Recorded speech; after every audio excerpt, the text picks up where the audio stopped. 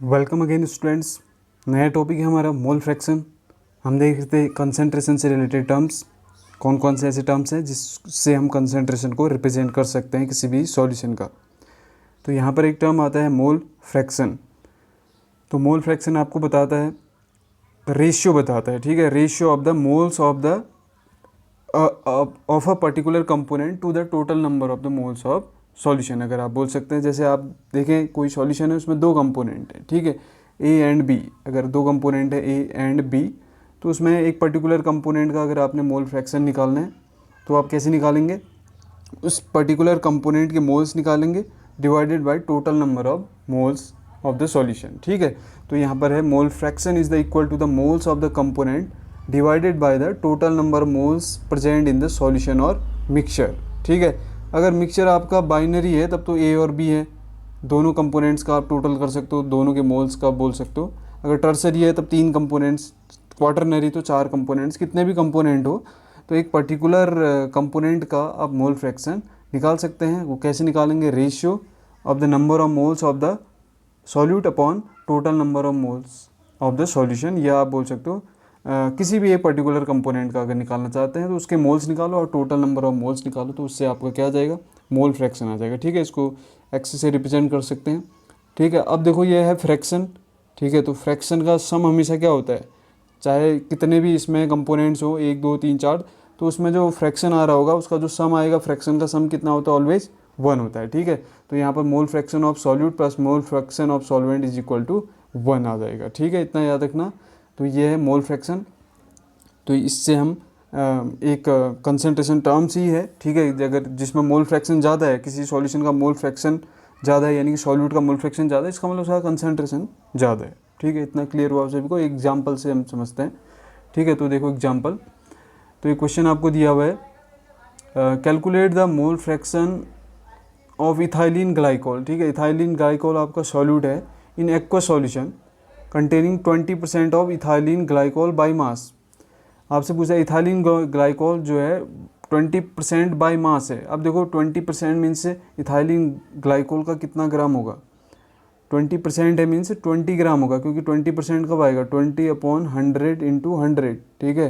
तो यानी कि 20 ग्राम आपका क्या होगा, इथाइलिन ग्लाइकोल होगा, प्लस टोटल जो 100 ग्राम है वो आपका सॉल्यूशन का मास होगा इंटू 100, जो कि मास परसेंट जब दिया होता है तो हम ऐसे किसी भी सब्सटेंस का हम मास ग्राम में निकाल सकते हैं, ठीक है। तो 20 ग्राम आपका क्या होगा, 20 ग्राम होगा आपका इथाइलिन ग्लाइकोल, बाकी जो 80 ग्राम होगा 100 में से वो आपका क्या होगा, वाटर होगा, ठीक है। आप समझ सकते हैं 20 + 80 से बना होगा ये सॉल्यूशन, ठीक है। 20 ग्राम इथाइलिन ग्लाइकोल, 80 ग्राम वाटर, तभी 100 ग्राम हुआ होगा, तभी 100 से 100 कैंसिल हुआ होगा, तभी क्या आया होगा, यहाँ पर 20 आया होगा, ठीक है। इतना सभी को क्लियर हुआ होगा ना, कैसे हमने मास निकाला इथाइलिन ग्लाइकोल का कितना अमाउंट है, ठीक है। अगर आपको इसका अमाउंट पता चल गया है कि कितना ग्राम है, तो वो है आपका 20 ग्राम।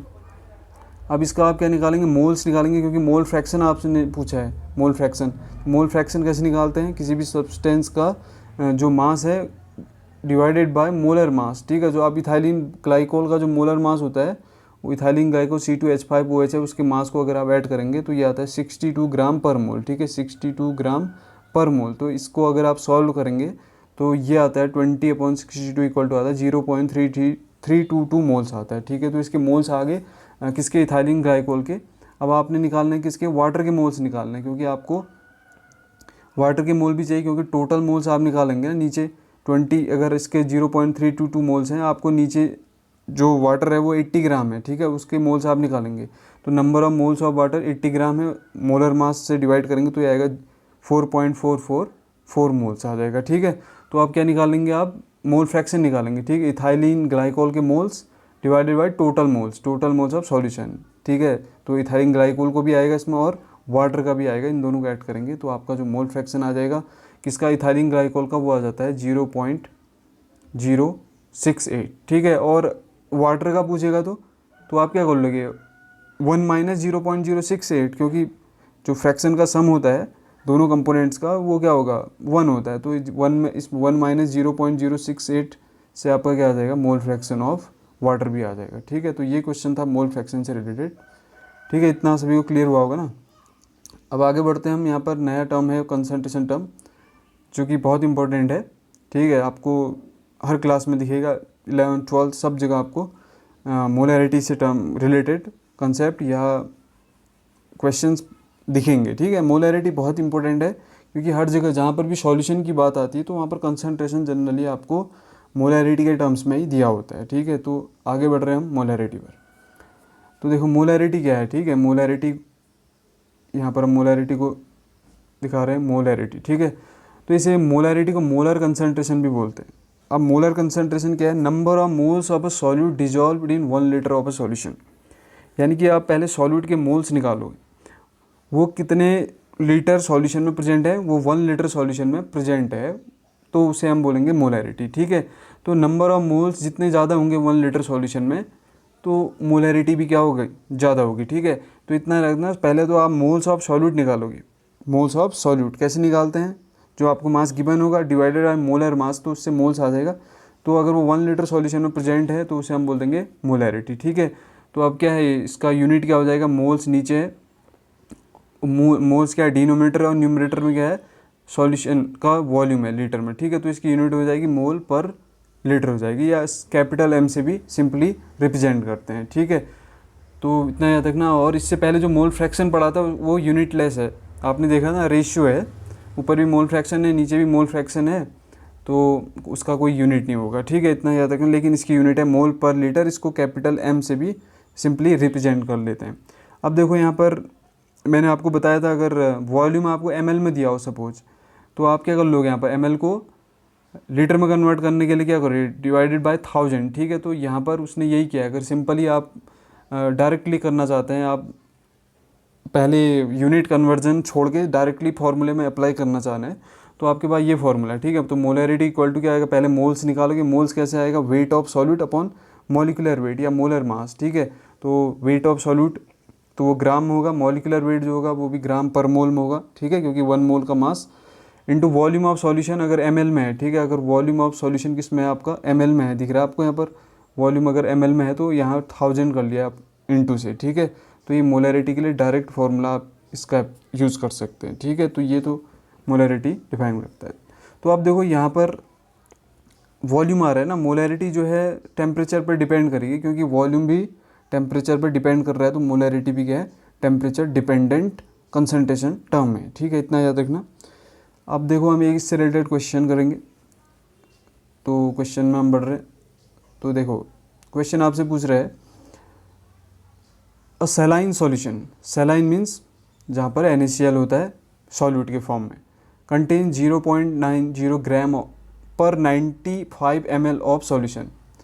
तो आपको सॉल्यूट का वेट दिया हुआ है, अमाउंट दिया हुआ है, और वॉल्यूम ऑफ सॉल्यूशन भी दिया हुआ है 95 ml। What is the molarity, तो मोलैरिटी पूछा है, बहुत सिंपल क्वेश्चन है। तो मोलैरिटी इक्वल टू क्या होता है, moles of solute upon litre of solution, ठीक है, या volume of solution in litre. तो पहले आप मोल्स निकाल लोगे, 0.90 upon molar mass of solute, तो 0.90 upon molar mass of solute. तो मोलर मास ऑफ सॉल्यूट यानी कि सॉल्यूट के यहाँ पर NaCl है, सैलाइन बोला है तो NaCl है, तो 0.90 अपॉन 58.5 ग्राम कर लोगे, ठीक है, डिवाइड। तो इससे क्या आ जाएगा आपका, मोल्स ऑफ सॉल्यूट आ जाएगा। या डायरेक्टली यहीं अप्लाई कर दो, जैसे इसने डायरेक्टली फॉर्मूले में जो हमने अप्लाई किया था वही है, देखो 0.90 अपॉन मोलर मास, ठीक है। उसके बाद हम वॉल्यूम को भी कन्वर्ट करेंगे, तो वॉल्यूम जो आपके पास है 95 ml है, ठीक है। 95 ml को आप किस में कन्वर्ट कर लोगे, आप इसको कन्वर्ट कर लोगे लीटर में, ठीक है। तो लीटर में कन्वर्ट करने के लिए क्या कर लोगे, ऊपर 1000 से क्या कर लोगे, आप इनटू मल्टीप्लाई कर लोगे, तो या डायरेक्ट यहाँ पर अलग से भी इसने किया हुआ है, 95 अपॉन 1000 किया हुआ है, ठीक है। तो 95 अपॉन 1000, तो ये ml कैंसिल होगा, तो लीटर में आ जाएगा 0.950 लीटर आ जाएगा, ठीक है। तो फाइनली जो मोलैरिटी सॉल्व करके आएगा, तो यहाँ पर आप देख रहे हैं ये आ रहा है, देख लो 0.015 upon solution, volume of solution, ठीक है, volume of solution in litre, ठीक है। तो ये आ जाएगा 0.05 मोल आए थे NaCl का upon volume of solution in litre, तो इसको सॉल्व करके आ जाता है 0.16 मोल पर लीटर या कैपिटल M। तो ये था मोलैरिटी, ठीक है। इतना सभी को क्लियर हुआ होगा।